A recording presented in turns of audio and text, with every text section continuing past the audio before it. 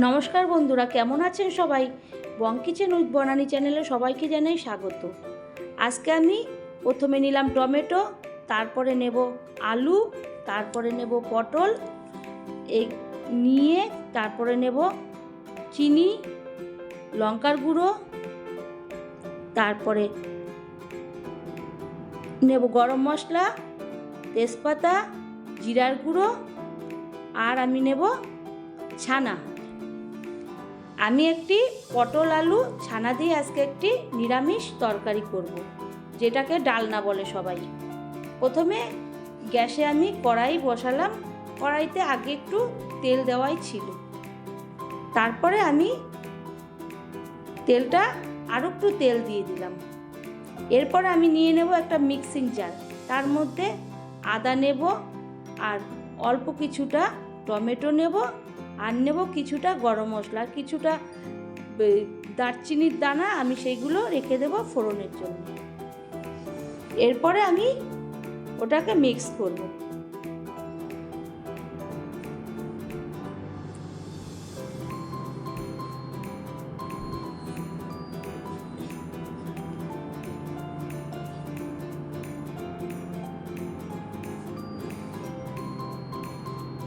এদিকে কড়াইতে আরও একটু তেল দিয়ে দেব। এবার তেলটা গরম হয়ে গেলে আমি কি করব, ওই তেলের মধ্যে আলু ভাজার জন্য দিয়ে দেব। আলু ভাজার জন্য দিয়ে দেব, আর তার মধ্যে দিয়ে দেব সামান্য একটু হলুদ, যাতে ভাজাটা একটু কালারটা আলুটা নানো সাদা সাদা দেখাবে, তার জন্য একটু হলুদ দিয়ে দেব।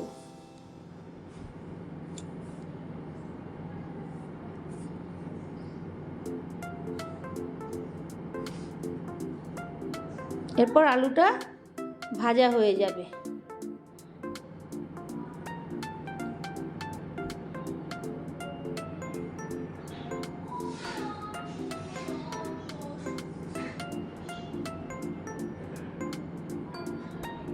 এরপর আলুটাকে একটি পাত্রের মধ্যে আমি তুলে রাখবো।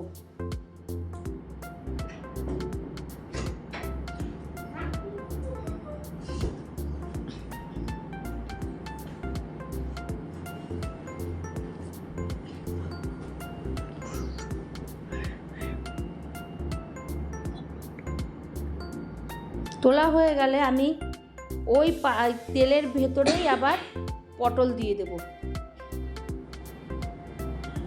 পটলগুলোকেও একটু ভাজা ভাজা করে নেব।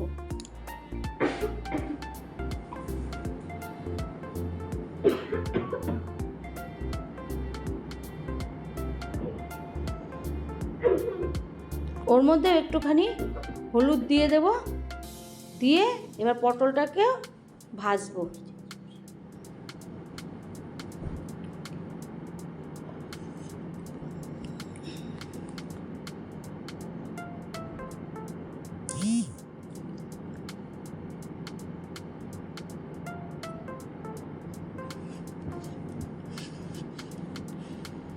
পটলটা ভাজা হয়ে গেলে আমি ওই আলু যে পাত্রে রাখলাম সেখানেই আবার পটলটাকেও রেখে দেব।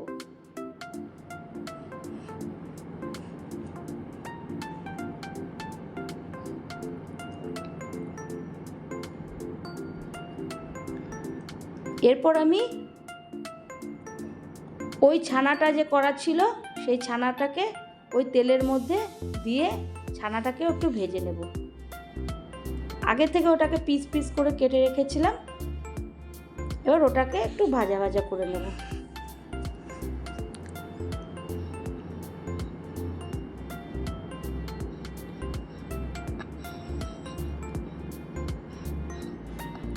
ছানাটাকে ভাজা হয়ে গেলে আমি একটা আলাদা পাত্রে তুলে নেব।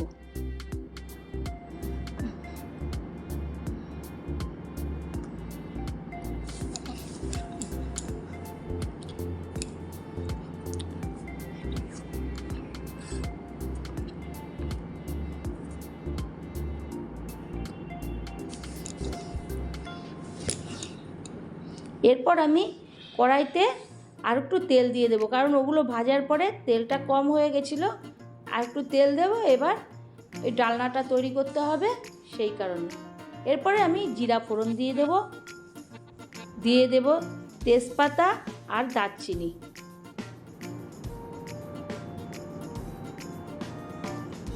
এরপরে ওগুলো একটু ফোড়নটা একটু ভাজা ভাজা হলে আমি ওর মধ্যে দিয়ে দেব নুন।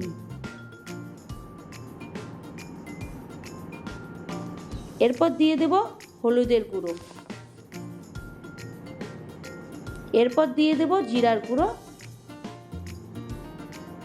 এরপরে দিয়ে দেব লঙ্কার গুঁড়ো। পরপর স্টেপ বাই স্টেপ আমি দিয়ে দেব। এরপরে আমি দিয়ে দেব চিনি। এরপর আমি মশলাটাকে কষাবো। কষানো হলে আমি আগে যে মশলাটা আদা, টমেটো আর গরম মশলা দিয়ে যে পেস্টটা করেছিলাম ওটা দিয়ে দিলাম। দিয়ে এরপরে আমি ওটাকে কষাতে থাকবো। কষানো হলে আমি এরপরে ওটার গা থেকে যখন তেল ছেড়ে দেবে তখন আমি ওর মধ্যে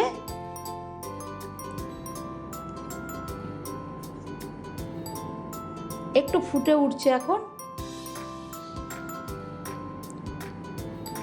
এরপর আমি দিয়ে দেব ওই আলু আর পটল যে আগে থেকে ভাজা ছিল সেটাকে দেব।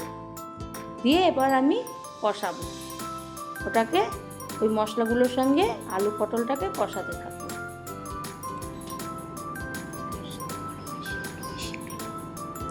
কষানো এবার হতে হতে ওটা তেল ছাড়বে, গাছ থেকে যখন তেল ছাড়বে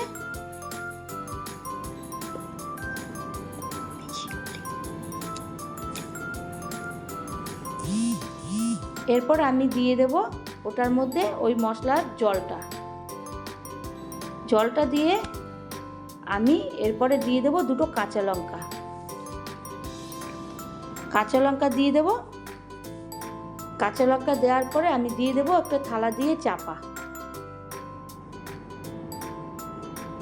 এরপরে কিছুক্ষণ বাদে আমি থালাটাকে উঠিয়ে দেখব ডালনাটা আলু ঢালুগুলো ঠিকঠাক করে সিদ্ধ হলো কিনা।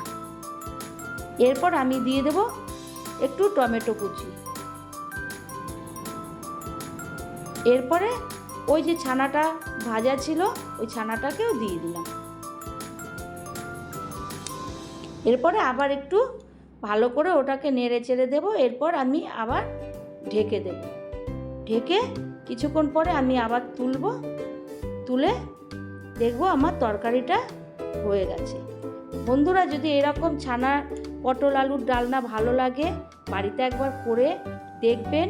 ভালো লাগলে একটা লাইক করবেন, শেয়ার করবেন, সাবস্ক্রাইব করবেন, পাশে থাকবেন, সাথে থাকবেন। ধন্যবাদ। না।